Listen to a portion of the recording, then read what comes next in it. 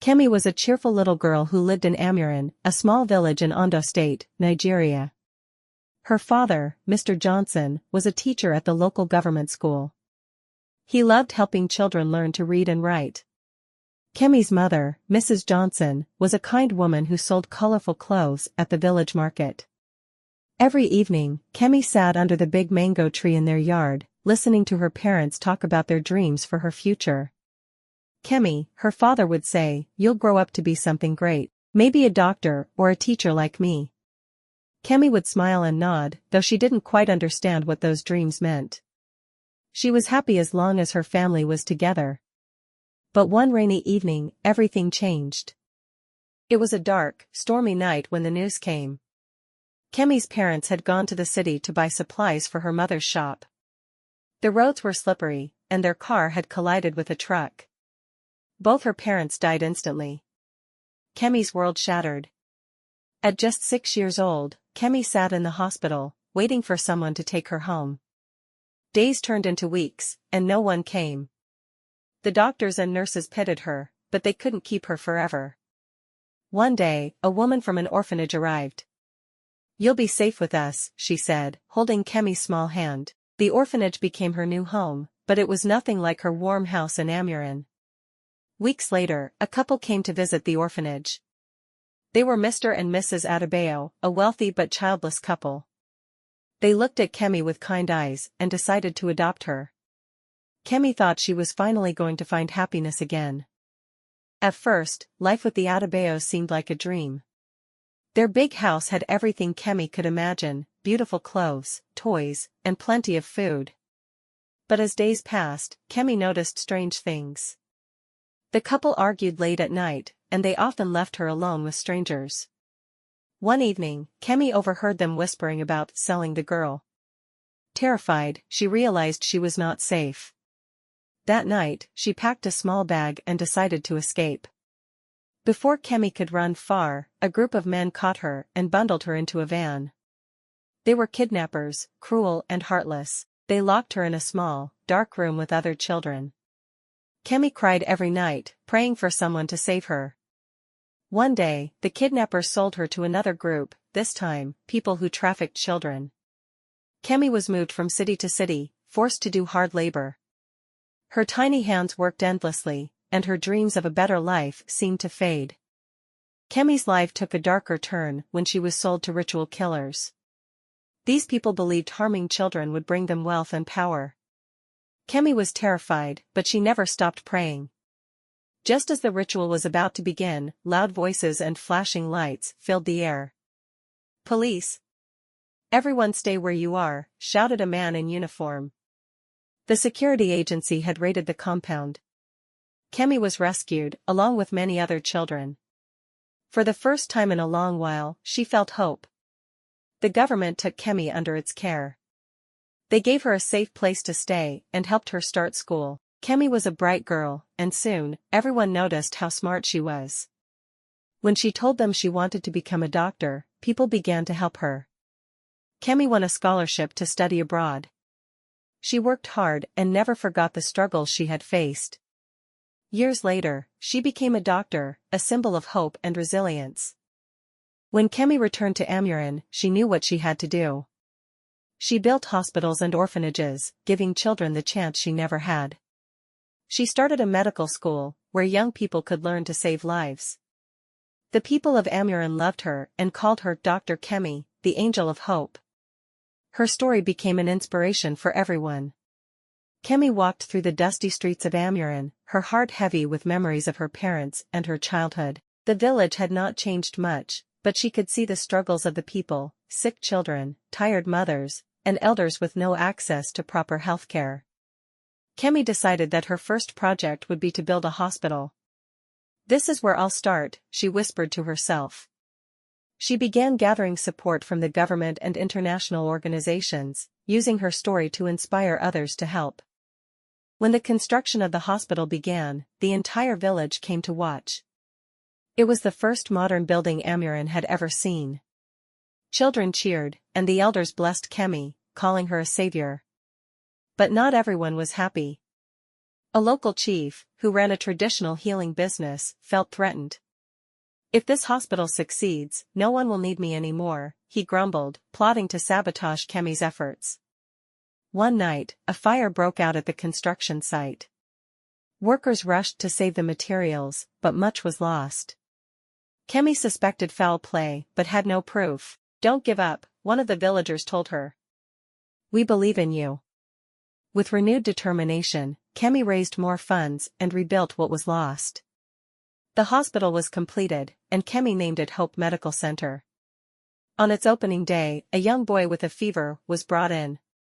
Kemi personally treated him, feeling a deep connection to the boy who reminded her of her younger self. Word spread quickly, and soon people from neighboring villages came to the hospital for treatment. The angry chief, seeing his influence fade, began spreading rumors about the hospital. "She's using strange medicine," he told the villagers. "You'll regret trusting her." Kemi decided to confront him. "Chief, I'm not here to compete with you. Let's work together for the good of our people." The chief laughed and dismissed her. But Kemi's calm response gained her even more supporters. As Kemi walked home one evening, she saw two children sleeping under a tree. They reminded her of her own struggles as an orphan. That night, she made another decision: she would build an orphanage for children with no families. She called it Haven of Hope, and it became a sanctuary for children from all over the region. One day, the chief's son fell seriously ill. The traditional herbs couldn't help him, and the chief reluctantly brought him to Kemi's hospital. Kemi treated the boy and saved his life. The chief, humbled, apologized to Kemi. "I see now that you mean well," he said. "How can I help you?" Kemi smiled. "Let's work together to make Amurin better." Kemi started a scholarship program for bright children who couldn't afford school. "Education is the key to breaking the cycle of poverty," she told the villagers. Many children began dreaming of brighter futures. As Kemi's projects grew, so did the challenges. Some government officials demanded bribes to approve her programs. Kemi refused. Her refusal angered the officials, who began delaying her permits. But Kemi didn't give up. She rallied support from international donors, bypassing the corrupt system. One of Kemi's trusted staff members, a man named Kunnel, was caught stealing funds meant for the orphanage. Kemi was heartbroken. "I trusted you," she said. Kunnel begged for forgiveness, but Kemi had to let him go. She tightened her security measures to ensure such betrayal wouldn't happen again. The governor of Ondo State visited Amurin to see Kemi's work. Impressed by her achievements, he promised to support her projects. But this also drew unwanted attention from people who wanted to exploit her success. One night, armed men broke into Kemi's home, trying to kidnap her. But her security team intervened just in time. Shaken but determined, Kemi increased her personal security and continued her work. Kemi expanded her efforts, building a hospital in Akure, the capital of Ondo State. The hospital offered free treatment for the poor and became a beacon of hope. Kemi's story reached international media. She was invited to speak at a global health conference in Geneva. Standing before world leaders, Kemi shared her journey, moving many to tears. Kemi decided to further her education, enrolling in a public health program. She wanted to learn more to help her people better. A rival organization spread false rumors about Kemi, accusing her of misusing funds. Investigations cleared her name, but the experience taught her to be more vigilant. Kemi's dream of building a medical school came true. She named it Johnson School of Medicine in honor of her late father. The school trained doctors who committed to serving rural areas. Graduates from the medical school began returning to their communities, setting up clinics and helping those in need. Kemi felt immense pride as she watched her vision take shape. One of the graduates, Amina, started a clinic in a remote area and named it after Kemi. She later developed a low-cost diagnostic tool that saved lives. Kemi helped Amina secure funding and distribution for her invention, inspiring other students to innovate. The community faced a devastating epidemic, and Kemi's hospital became the center of the response. With her leadership, the outbreak was contained, saving countless lives. Kemi met Tund, an engineer who volunteered to help build her medical school. They bonded over their shared passion for helping others and eventually fell in love. Though hesitant at first, Kemi allowed herself to embrace happiness again. Their wedding was a joyous celebration, with the entire village of Amurin coming together to witness the union. The children from the orphanage sang songs they had written for the occasion, making the day unforgettable. Kemi and Tund worked together on expanding their projects, but challenges continued to arise. A land dispute threatened the construction of a new research center. After months of negotiations and community pressure, the land was secured.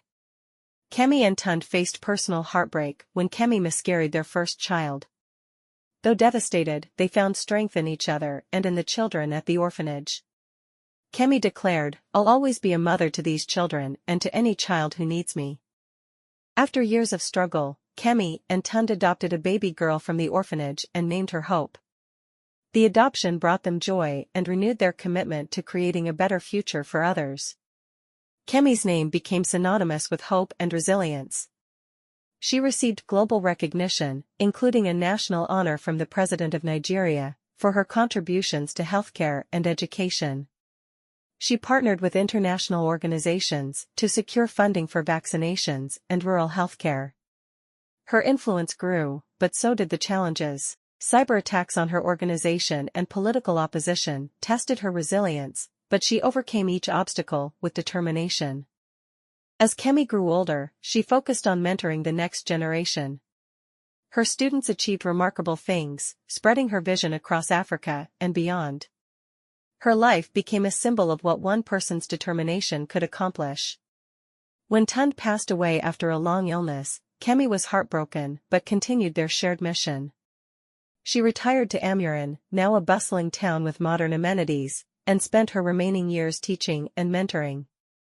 Kemi passed away peacefully, surrounded by the children she had saved and the legacy she had built. Her story became a legend, a tale of hope rising from the ashes of despair, inspiring generations to come. The moral lesson Kemi's story is to know that, one of the most important things to recognize is that your past does not necessarily predict your future. Each day is an opportunity for growth, change, and transformation. If you let past failures, heartbreaks, or regrets determine your future actions, you could miss out on new opportunities simply because you're not open to change. The past is a reflection of who you were at a specific point in time, not who you are today or who you could become. People grow, they evolve, and their circumstances can shift dramatically. What once might have been a limitation can now be a lesson learned that propels you forward. Holding on to past mistakes or regrets prevents you from seeing the potential that lies ahead. Bestie, thanks for watching and supporting this channel. I hope you find this story impactful in one way or the other. Please do well to like and share, and don't forget to subscribe to this channel until I see you in our next story. Bye.